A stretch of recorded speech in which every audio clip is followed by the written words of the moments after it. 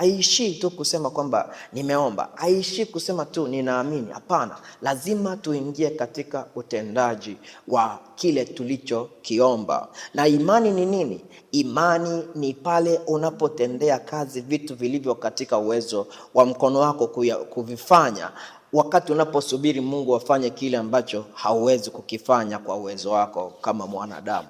Na hiyo ndio imani. Na ninatamani kuzungumzwa ya kwamba wakati unapokuwa umeanza kutendea kazi vile vitu vilivyo katika uwezo wa mkono wako kuvifanya, Mungu ndipo anapopitisha mkono wake kufanya vile vitu ambavyo hukuweza kuvifanya wewe mwenyewe. Na hapo sasa ndipo unapojikuta umepanda ngazi na hatua, umefika pale ulipokuwa unapaota, pale ulipokuwa unapapicture, unapaona katika maono yako, unapaona katika moyo wako, ndipo unapoanza kuona Mungu anakamilisha njozi na ndoto na maono aliyoyaweka ndani yako. Sio tu kuishia kuomba, haiishii tu kumaliza kumwambia Mungu, Mungu ninatamani niwe vile, Mungu natamani niwe hivi, alafu ukaishia tu kukaa na kusubiri. Hapana.